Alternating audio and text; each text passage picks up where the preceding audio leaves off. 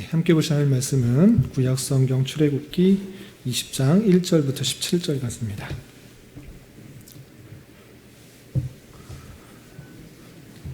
구약성경 출애굽기 20장 1절부터 17절까지 말씀 읽고 계속해서 기독교 강요 내용 공부하도록 하겠습니다. 구약성경 출애굽기 20장 1절부터 17절까지 말씀, 구약성경 112면 전후를 보시면 되겠습니다. 네, 찾으셨나요?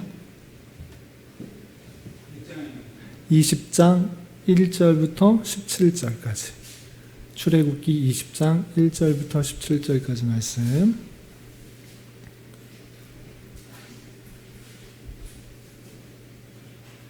네, 함께 봉독합니다. 하나님이 이 모든 말씀으로 말씀하여 이르시되 나는 너를 애굽 땅 종되었던 집에서 인도하여 낸 내 하나님 여호와니라.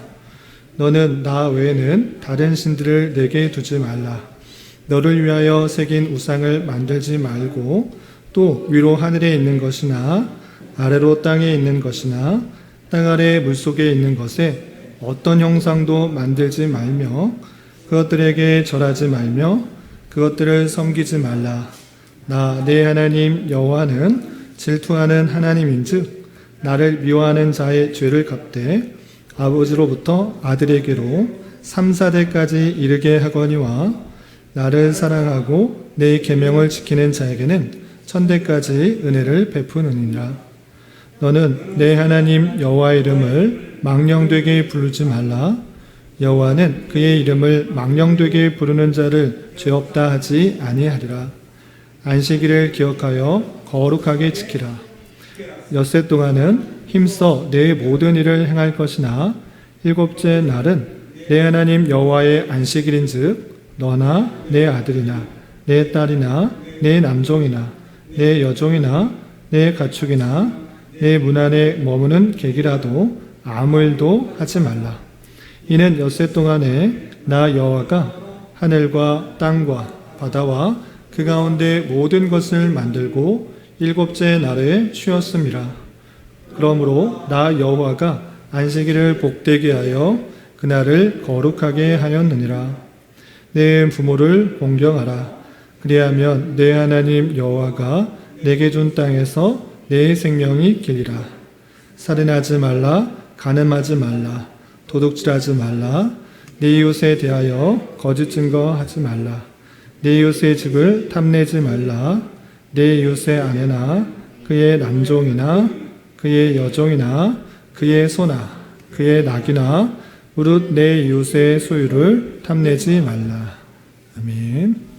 네, 잘 오셨습니다. 우리 계속해서 칼빈의 기독교 강요의 내용을 통해서 우리가 믿는 바를 다시 한번 체계적으로 잘 정리하고, 정리하는 것에 그치는 것이 아니라 실제 경건한 삶을 살아갈 수 있도록 하며 또 많은 사람들에게 내가 믿는 바를 잘 변증하고 또 드러낼 수 있는 방편을 하기 위해서 기독교 강요를 배우고 있습니다. 그동안 배운 내용들을 쭉 설명할 수 있으나 오늘 말씀에 근거해서 10계명에 대해서 살펴보기 때문에 계속 장황하게 설명하지 않고 간단하게 요약하겠습니다. 우리가 믿는 바에 있어서 하나님을 아는 것과 또 인간을 아는 것, 하나님의 아는 지식과 인간을 아는 지식을 아는 것이 중요한데, 하나님, 전능하시고 위대하시고 선하신 그 하나님께서 인간을 자기의 영광을 돌리기 위해서, 자기의 영광을 위해서 사람을 만들었습니다. 하나님의 형상대로 사람을 만들었는데 이 사람이 하나님의 명령을 어기고 타락하여서 하나님의 뜻, 하나님의 계명에 온전히 순종하지 못한 인간이 되었던 것입니다. 그래서 자신의 의로서는 하나님의 의를 만족할 수 없는 그런 타락한 인간이 되었기 때문에 그리스도를 통하여서 그리스도의 의를 덧입어서 우리가 의롭게 되는 그 놀라운 하나님의 사랑들을 살펴볼 수 있었습니다. 그러한 가운데 있어서 무엇 때문에 하나님의 명령, 하나님의 계명을 못 지킨다고 말하는가, 하나님의 율법들을 못 지킨다고 말하는가, 그 내용이 오늘 십계명을 통해서 드러나고 있는 것입니다. 그래서 오늘 말씀을 통해서 하나님께서 우리에게 말씀하신 것, 그 명령이 무엇인지를 살펴볼 수가 있고 왜 그것을 지키지 못하는 타락한 인간인가 이것을 살펴보게 되는 것입니다. 그래서 첫 번째 단락에 있어서 우리 큰 기독교 강요에서 가장 첫 번째 단락에 있어서 율법이 무엇인지를 소개해 주는데 그 율법이 십계명 안에 잘 녹아있기 때문에 십계명의 내용을 통해서 하나님께서 요구하시는 율법의 풍성한 의미를 살펴보는 시간을 갖도록 하겠습니다. 아시겠죠? 교재 32페이지를 살펴보시기 바랍니다. 교재 32페이지 보시면 십계명 강해 해가지고 쭉 나와 있는데 기독교 강요에서 특별히 초판에서 칼빈이 설명하고 있는 십계명에 대한 해설을 요약할 것입니다. 그리고 그것에서 그치는 것이 그것에서 더 나아갈 수도 있는데 십계명의 더 풍성한 의미들이 칼빈만 말한 것이 아니라 다양한 성경학자들 또 신학자들에 의해서 십계명은 이러한 것입니다. 이러한 것입니다. 라고 많은 설명들을 해서 오늘날 우리가 십계명을 얘기할 때는 더 풍성하고 방대한 내용으로 이야기를 할 수도 있습니다. 그런데 우리는 존 칼빈의 기독교 강요 초판을 통해서 십계명을 배우는 것이기 때문에 초판에 나와 있는 십계명의 요약들을 좀 살펴보고 그리고 우리가 또 소그룹으로 모여서 이것의 풍성한 의미가 무엇인지 좀 나눠보는 그런 시간으로 가지도록 하겠습니다. 교재를 읽어가면서 설명하도록 하겠습니다. 32페이지 십계명 강해. 십계명의 첫째 돌판, 두 돌판이 있는데 첫째 돌판은 처음의 4계명, 즉 우리가 하나님께 지고 있는 의무를 보여준다라고 설명했습니다. 모세가 두 돌판에 계명을 받았는데 첫째 돌판은 어떤 내용이 있는가라고 할 때 4가지 계명이 있는데 그 4가지 계명의 핵심 내용은 무엇인가? 우리가 하나님께 지고 있는 의무 이것이 담겨있다 설명하고요. 둘째 돌판은 나머지 6개의 계명, 즉 하나님 때문에 우리의 이웃을 향하여 행해야 할 사람의 의무를 나타내고 있다, 설명하고 있다. 이렇게 칼빈은 주장하고 있는 것입니다. 물론 이 돌판에 대해서 다양하게 설명하는 사람도 있습니다. 어떻게 말하는 사람이 있냐면 같은 내용이 2개 담겨 있다 이렇게 말하는 사람이 있습니다. 옛날에는 계약할 때 어떤 내용들을 썼을 때 계약을 할 때 언약을 썼을 때 상대방 계약에 맞는 사람과 다른 사람이 하나씩 계약서를 가지고 있어야 그 계약이 유효하기 때문에 두 돌판은 하나님과 그 사람들과의 관계에 있어서 같은 내용이 똑같이 담겨 있다 이렇게 말하는 사람도 있는 것입니다.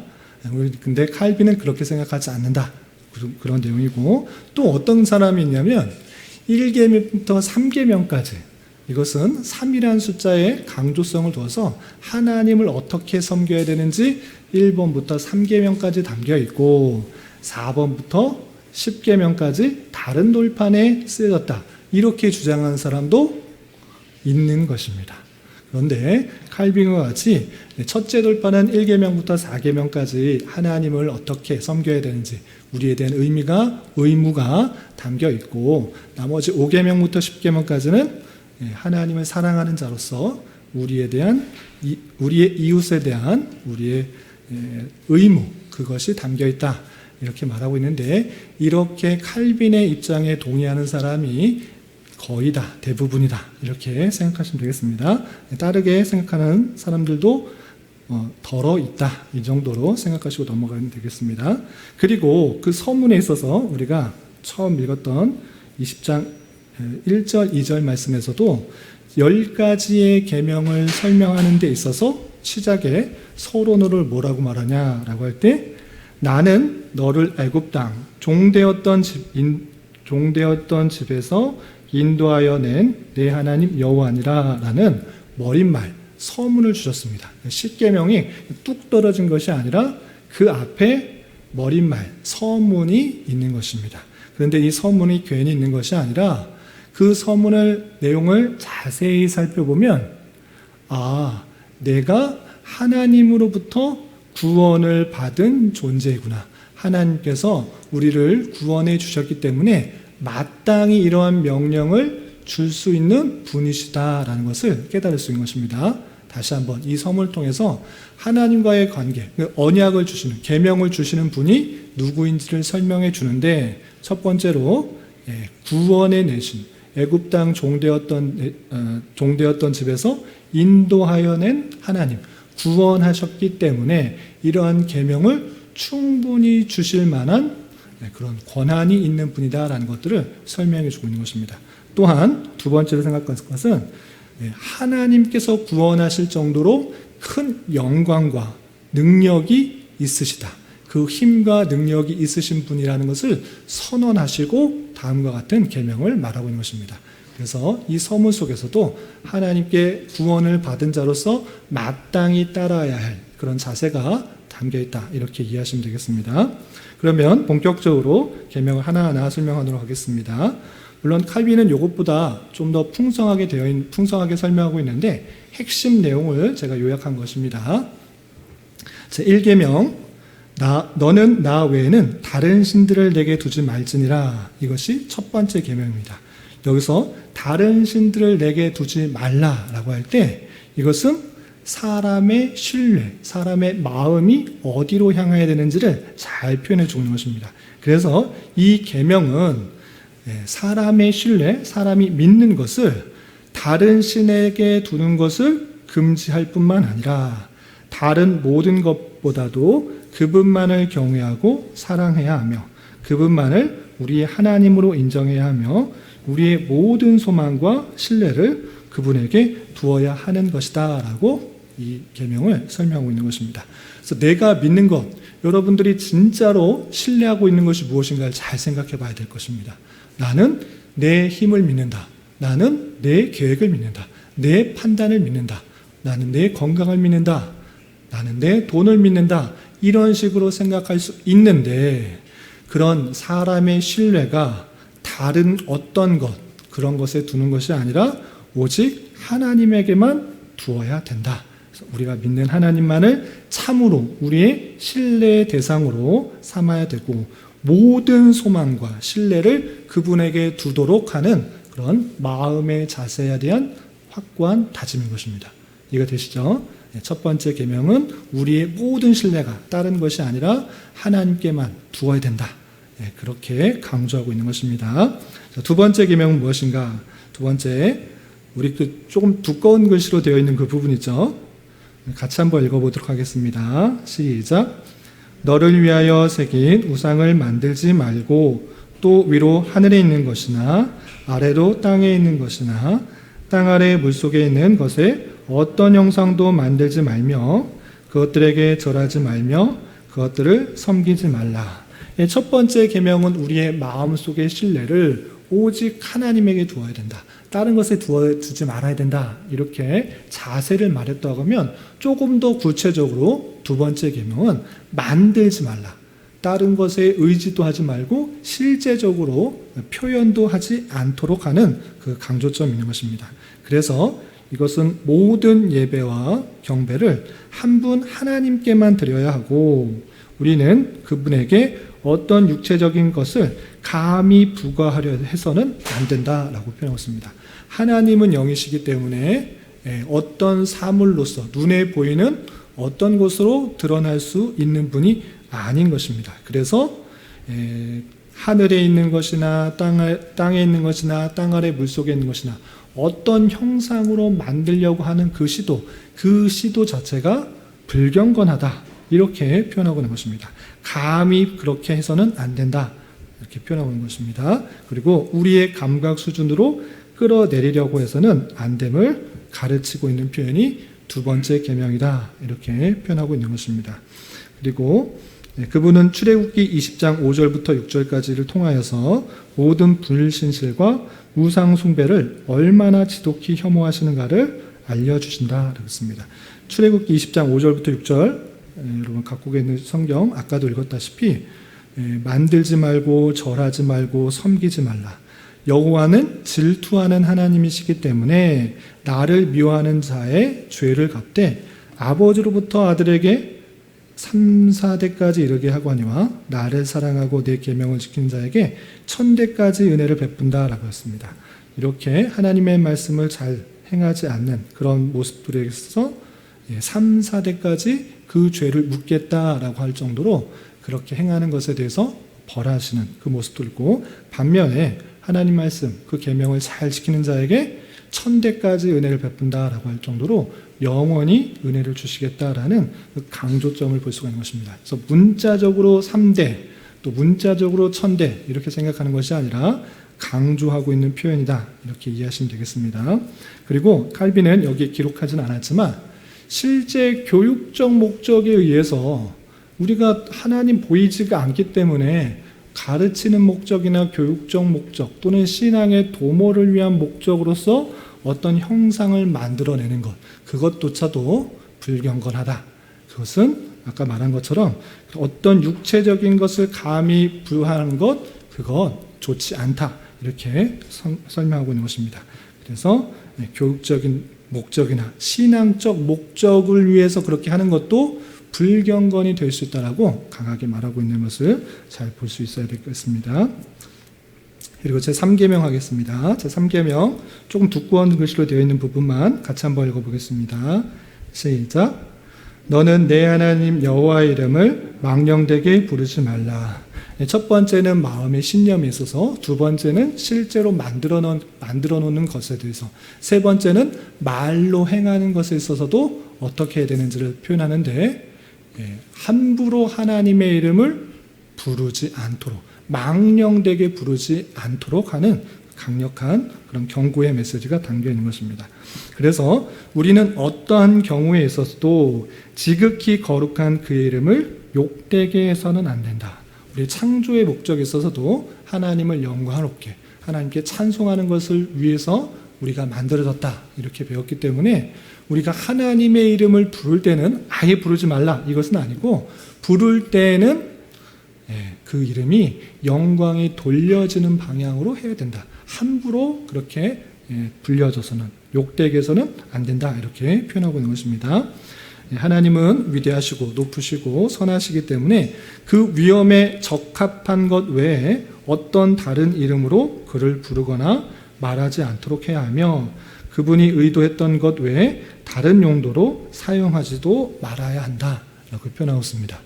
그래서 영어의 욕 같은 경우에도 종종 이렇게 등장하는 경우가 있는데, 그런 식으로 함부로 표현해서도 안 되고, 여기는 다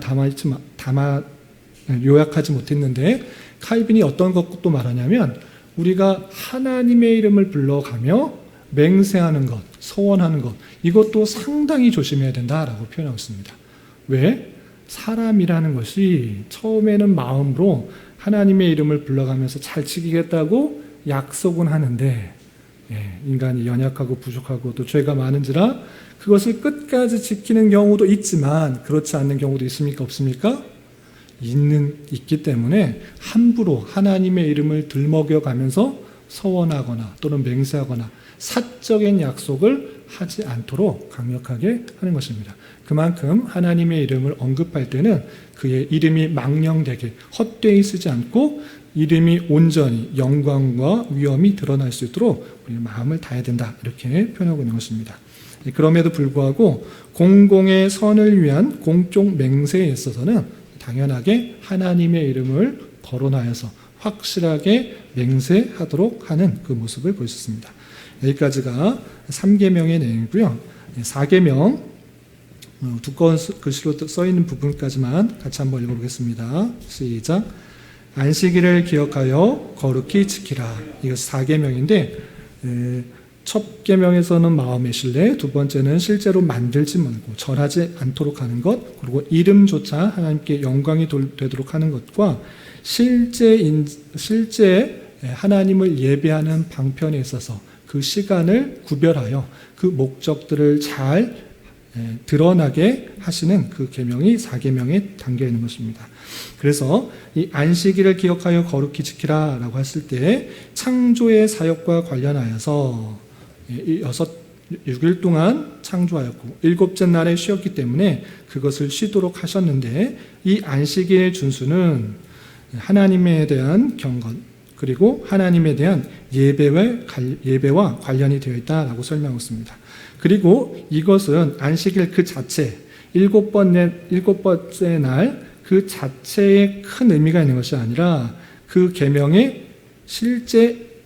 실체가 중요하다라고 표현하고 있습니다. 그래서 이 안식일을 기억하여 거룩히 지키라라는 그 계명은 실제로는 그림자였고, 유대인들에게 있어서 하나님에게 대한 영적 예배를 보여주기 위해 의식 기간에 불과된 것이다 라고 설명하고 있습니다. 그래서 이 안식이라는 것은 실체이신 그리스도가 오셨을 때 모세의 율법처럼 폐기된 것이고, 또 그리스도께서 죽으시고 부활하신 주일에 적용된다라고 표현하고 있습니다. 그래서 이 안식일에 원래적으로 강조했던 기계적이고 육체적인 노동을 중지하여서 우리 구원의 신비를 생각하도록 하는 그 강조점을 보여주고 있습니다. 특별히 칼빈은 출애굽기 31장에 나와 있는 그 안식일을 범하면 죽이라 라는 그 말씀을 근거로 하여서 이 안식일의 내용들, 일하지 않도록 하는 그 내용들을 정말 강조하고 있다라고 표현하고 있습니다.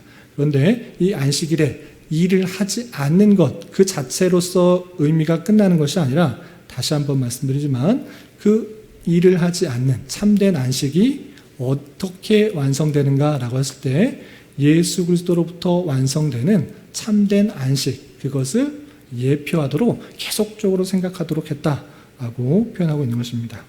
그래서 의식들과 외적 제사는 예수 그리스도께서 오심으로 말미암아 폐기되었지만, 우리는 하나님을 경외하고 사랑해야 하는 고로 그분 안에서 참된 안식을 찾아야 하기 때문에 이런 계명의 의미는 계속적으로 보유하고 있다, 이렇게 표현하고 있는 것입니다. 그래서 문자적으로 안식일을 지키라고 했으니까 오늘날도 7번째 날 안식일을 지켜야 된다, 이렇게 생각하는 것이 아니라 예수 그리스도께서 오심으로 말미암아 완성된 참된 안식을 계속적으로 생각했기 때문에 우리는 그것을 주일로 생각하면서 잘 지켜야 되고, 기계적이고 육체적인 노동을 중지하고 하나님께만 찬양하고 하나님께만 영광 돌리고, 또 하나님으로부터의 참된 안식이 잘 드러날 수 있도록 그날을 지켜야 한다라고 칼빈은 강조하고 있는 것입니다. 그리고 33페이지, 여기까지가 1계명부터 4계명까지가 첫 번째 돌판에 담겨있는 하나님에 대한 우리의 의무, 하나님을 어떻게 사랑해야 될 것인지를 설명하고 있는 것이고, 5계명부터 10계명까지는 두 번째 돌판, 이웃에 대한 사람의 의무, 우리가 어떻게 이웃을 사랑해야 되는지를 설명하고 있는 것입니다. 자, 5계명 같이 한번 읽어보겠습니다. 시작. 내 부모를 공경하라. 다섯 번째 계명. 두 번째 돌판에서의 가장 첫 번째 나오는 것은 내 부모를 공경하라 라고 했는데, 이것에 대해서 칼빈은 다음과 같이 설명하고 있습니다. 첫 번째, 우리는 우리의 부모를 무시하거나 어떤 식으로도 노엽게서는 안 된다. 왜냐하면, 여기서 생략되는데, 왜냐하면 하나님께서는 우리가 사랑하고 두려워하는 분이기 때문에 하나님께서 우리에게 부모를 주셨다. 그렇기 때문에 우리는 마땅히 우리 부모를 어떤 식으로 하든지 노엽게서는 안 된다, 이렇게 설명하고 있는 것입니다. 그리고 우리는 그들에게 커다란 경의를 표해야 하고 존경하고 명예롭게 해야 하며 주님의 뜻에 따라 순종해야 한다. 그리고 여기에는 장수의 복이 부과되어 있는데, 이 독특한 방식을 통해 이 계명을 지키는 것이 얼마나 하나님을 기쁘시게 하는가를 알려주고 있다라고 설명하고 있습니다. 하나님께서 우리에게 주신 첫 번째 사랑과의 관계에 있어서 첫 번째 해야 될 것이 무엇인가? 부모를 공경하라 라고 했는데, 부모를 무시하고 노엽게도 안 되고 경의를 표현하는 그 모습들이 잘 드러나야 된다라고 요약해서 설명하고 있습니다. 여기서 다른 학자들, 또 다른 성경학자들은 더 많은 것들을 얘기하지만 기독교 강요 초판에서는 그 다른 것들보다는 요 내용들 위주로 설명하고 있는 것입니다. 그리고 부모를 공경해야 될 이유가 우리가 사랑하고 두려워하는 분이 하나님이시고 그가 부모를 주셨기 때문에 그렇게 해야 된다라고 1계명부터 4계명까지를 주신 그 분 안에서 다음과 같이 설명하고 있는 것입니다. 자, 그리고 제6계명 같이 한번 읽어보겠습니다. 시작. 살인하지 말라. 살인하지 말라. 사람과의 관계에 있어서 살인하지 말라 되는데 6계명도 마찬가지로 그 이유에 대해서 똑같이 설명하고 있습니다. 5계명, 6계명, 7계명, 8계명, 9계명, 10계명 이 계명을 설명하는 데 있어서 가장 먼저 공통적으로 등장하는 게 무엇이냐? 기독교 강해를 잘 찾아보면 하나님은 우리가 사랑하고 두려워하는 분이기 때문에 이 표현이 제가 여기 요약한 것도 있고 뺀 것도 있는데 기독교 강해 초판에 공통적으로 들어가 있습니다.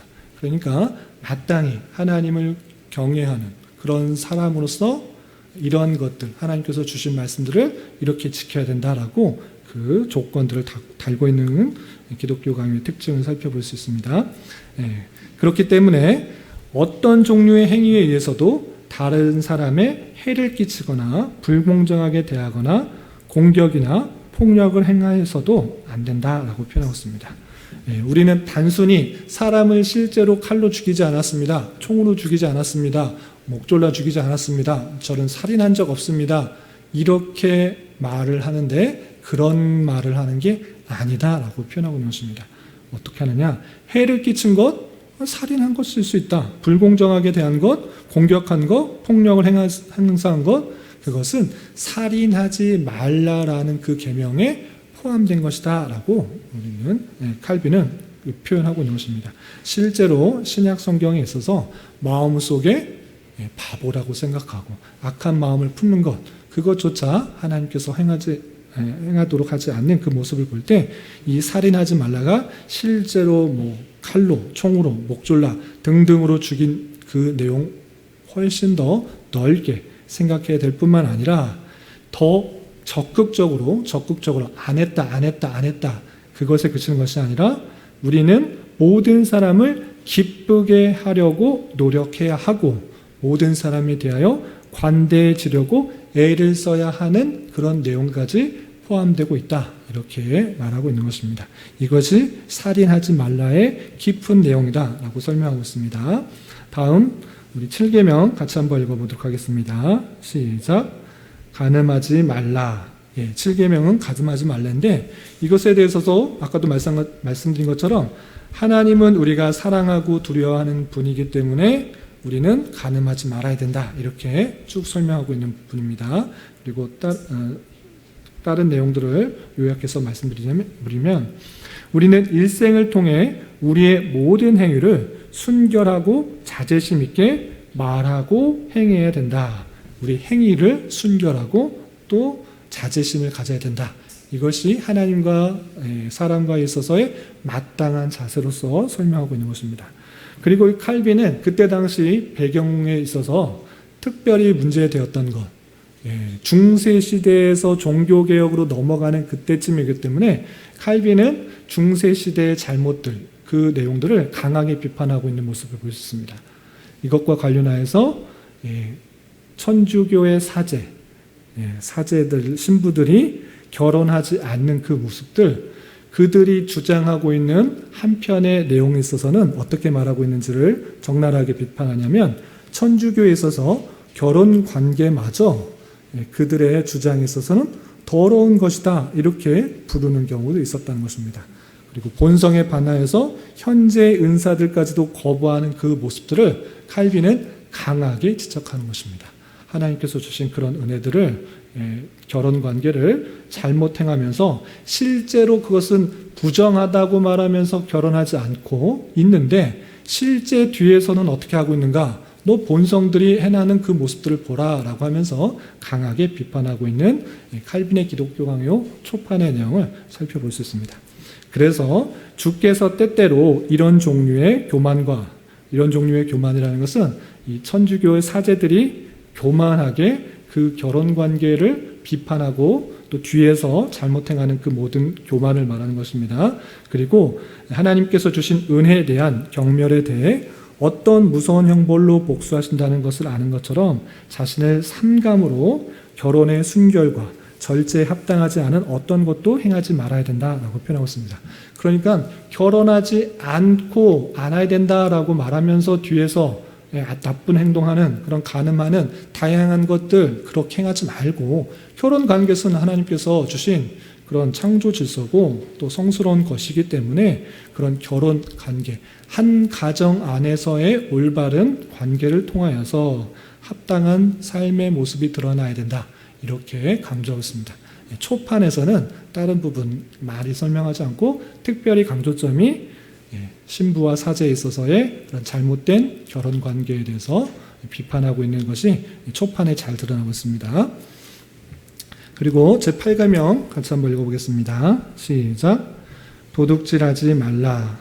도둑질하지 말라라고 했을 때 그 내용에 대해서 마찬가지로 우리는 하나님을 두려워하고 사랑해야 하는 거로 하나님을 경외하기 때문에 도둑질하지 말아야 된다라고 설명하고 있는 것입니다. 그리고 우리는 다른 사람에게 속한 것을 사기에 의해 도둑질하거나 완력에 의해 움켜잡지 말아야 하며 친구이든 적이든 돕기를 위해 최선을 다해 도움을 주므로 그의 재산을 보호해 주어야 한다라고 설명했습니다. 도둑질하지 말라. 내가 실제로 남의 것을 훔치지 않았습니다. 이것은 당연한 것이고 도둑질하거나 또 힘으로 완력으로 빼앗은 것, 이것 안 하는 건 당연한 것이고 그것에서 그치는 것이 아니라 친구든지 적이든지 그 사람이 어렵고 힘든 가운데 있을 때 최선을 다해 도움을 주므로 그의 재산을 보호해야 한다라고 표현하고 있는 것입니다. 그래서 자신의 이익을 위해서 남의 이익을 강탈하는 것, 남의 이익을 줄여서 내가 많은 이득을 취하는 것, 그것조차 칼빈은 도둑질이다, 이렇게 표현하고 있는 것입니다. 그리고 계속해서 읽어보면 뿐만 아니라 우리의 물질을 가지고 그들의 가난을 덜어주기 위해 힘써야 하는 것이 이 계명에 담긴 풍성한 의미다라고 표현하고 있습니다. 도둑질하지 않았다 이렇게만 생각하는 것이 아니라 우리 주변에 얼마나 어렵고 힘든 사람들이 있느냐, 그 사람들이 있을 때 내가 가진 물질들을 가지고 그들의 어려움, 그들의 경제적인 형편을 돕는 것, 그렇게 돕는 것이 하나님께서 정말 원하시는 그런 모습이다라고 알려주고 있다. 그래서 도둑질하지 말아라는 그 말의 숨은 의미는, 또 풍성한 의미는 이런 것도 포함된다, 이렇게 표현하고 있는 것입니다. 자, 그리고 9계명 같이 한번 읽어보겠습니다. 시작. 내 이웃에 대하여 거짓 증거하지 말라. 이웃에 대해서 거짓 증거하지 말라. 그래서 저 거짓말하지 않았습니다. 거짓말하지 말라라고 그친 것이 아니라 내 이웃에 대하여 거짓 증거하지 말라라고 되어 있는 것입니다. 무엇이냐? 이것도 마찬가지로 우리가 하나님을 경외하고 사랑해야 하는 고로 어떤 사람에 대해 거짓된 비난을 하지 말아야 된다. 그 사람의 명예를 훼손하는 그 말, 그렇게 하지 말라라는 것입니다. 거짓된 비난, 거짓된 말로 그 사람의 명예를 실추시키는 것, 그거 하지 말라라는 것입니다.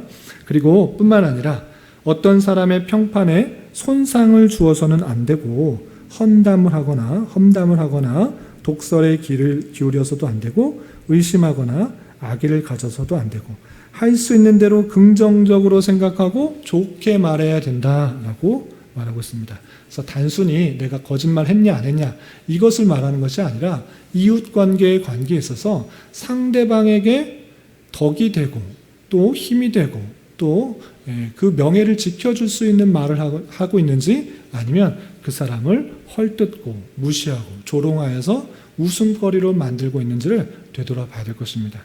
우리가 흔히 그냥 하는 말 속에서는 남을 조롱하면서 비웃으면서 낮추면서 그냥 즐거움을 얻으려고 하는 그런 모습들이 많이 있는데 이거 주의해야 된다. 그렇게 하지 말라라는 것입니다.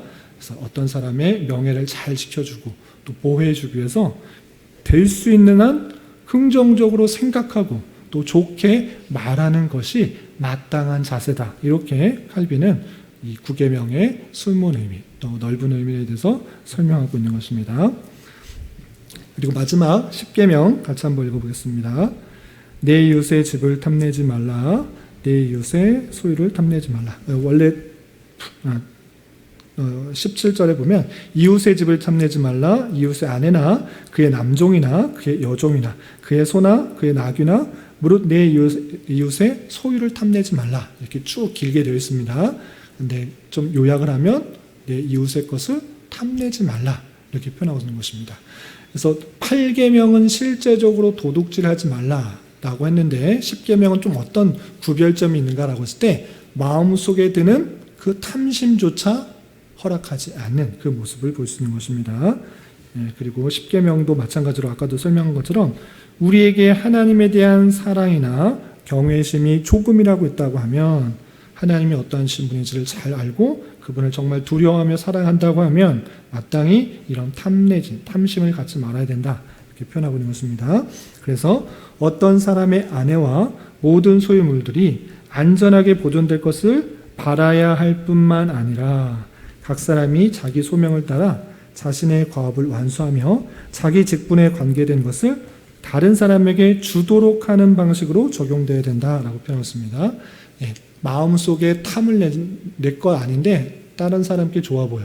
그 탐하는 그런 마음들 갖는 것에서 그치는 것이 아니라 그 소유물들이 안전하게 보여질 수 있도록 그 사람의 재산들이 안전하게 보여질 수 있도록 마땅히 행해야 된다라고 하는 것입니다. 항상 이 금령의 명령에 있어서는 반대적인 측면에서의 내용도 함께 살펴봐야 되는데 탐내지 않는 정도로 그치는 것이 아니라 그 재산이 보호될 수 있도록 계속적으로 너가 맡은 자리에서 그것을 지켜줘야 되는 것이 이 탐내지 말아야 된다는 풍성한 의미가 담겨 있는 것이다. 이렇게 표현하고 있는 것입니다.